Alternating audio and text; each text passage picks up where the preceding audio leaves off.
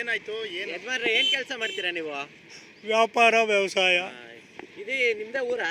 ಸ್ವಂತೂರು, 5ನೇ ತಲೆಮಾರು ನಮ್ಮ ಮಗಂದು. ಜಮೀನು ಎಲ್ಲಿತ್ತು ನಿಮ್ದು? ಕೆರೆ ದಂಡೇಲಿ. ನಿಮ್ಗೆ ಇವಾಗ ವಿಚಾರ ಎಷ್ಟು ಗಂಟೆಗೆ ಗೊತ್ತಾಯ್ತು?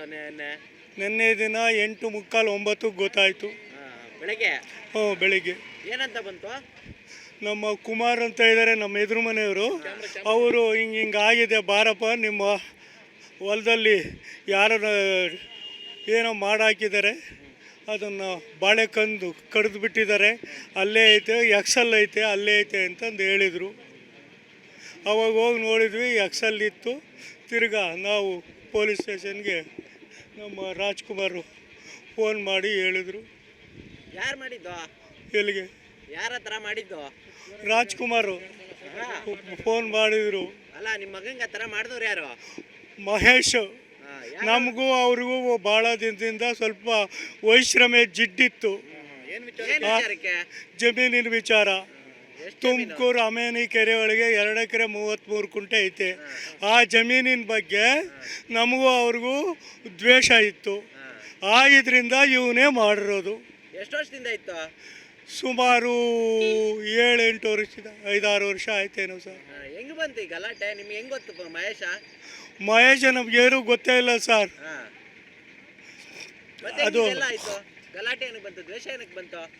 ಅದೇ ದುಡ್ಡು ಕೊಡಬೇಕಾಯಿತು ಅಂತಂದೇಳಿ ನಮ್ಮ ಮೇಲೆ ಖ್ಯಾತೆ ಮಾಡೋನು.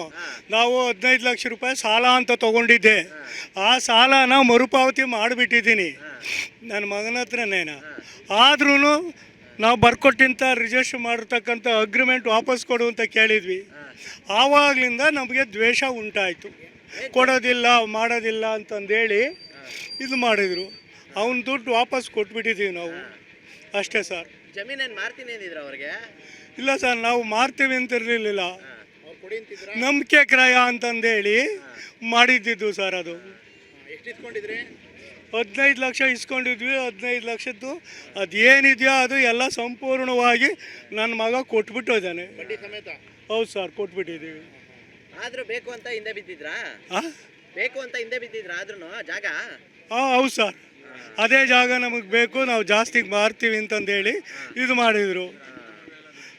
ತಿರ್ಗಾ ನಮ್ಮ ಮೇಲೆ ಕೋರ್ಟ್ಗೂ ಹಾಕಿದ್ರು. ತಿರ್ಗಾ ಹೋದ್ವಿ. ನಾನು ಕೋರ್ಟ್ ಮಾಹಿತಿನೂ ಕೊಟ್ಟೆ, ಇದೇ ಏನು ಕೊಟ್ಟಿದ್ದೀನೋ ಅದೇನಾ, ಅಷ್ಟಾಯಿತು. ಈಗ ಮೊನ್ನೆ ಕೋರ್ಟ್ ಇನ್ನು ನಡೀತಾ ಮುಗೀತಾ? ಇನ್ನು ಕೋರ್ಟ್ ನಡೀತಾ ಇದೆ ಸರ್. 17ಕ್ಕೆ ಇರಬೇಕು, ಅದು ಕೋರ್ಟ್ ಇದೆ. ಯಾರು ಕೋರ್ಟ್ಗೆ ಹೋಗಿದ್ದು? ಅವನು ಮಹೇಶ. ಮಹೇಶ ಹೋಗಿರೋದು. ಮಹೇಶಂದು ತುಮಕೂರು.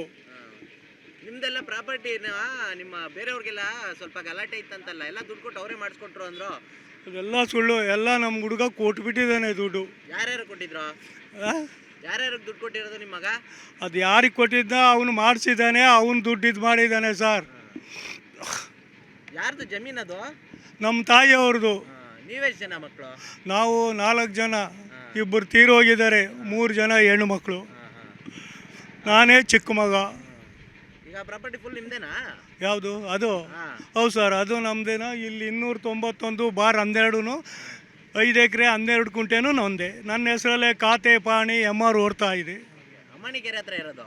ಅಮ್ಮನಿ ಕೆರೆ ಹತ್ರ ಇರೋದು 2 ಎಕರೆ 33 ಕುಂಟೆ. ಅದೆಲ್ಲ ಭಾಗ ಇಲ್ವಾ ನಿಮ್ಮ ತಂಗಿ ಅಕ್ಕಂದಿರ್ಗೆಲ್ಲ? ಅವ್ರೇನು ಬೇಡ ಅಂತ ಅಂದರು. ಹಿಂದಿನ ಮಾತಿನ ಪ್ರಕಾರವಾಗಿ ನಾವು ದುಡ್ಡು ತೊಗೊಂಡಿದ್ದೀವಿ ಅಂತ ಹೇಳಿದರು. ಅವ್ರಿಗೆ ಯಾರು ಕೊಟ್ಟಿದ್ದು ದುಡ್ಡು? ಅದು ನನಗೆ ಗೊತ್ತಿಲ್ಲ, ನಾನು ಹೋಗಿಲ್ಲ. ಈಗ ಕೊಲೆಗೆ ಏನು ಕಾರಣ ಸರ್? ಕೊಲೆಗೆ ಏನು ಕಾರಣ?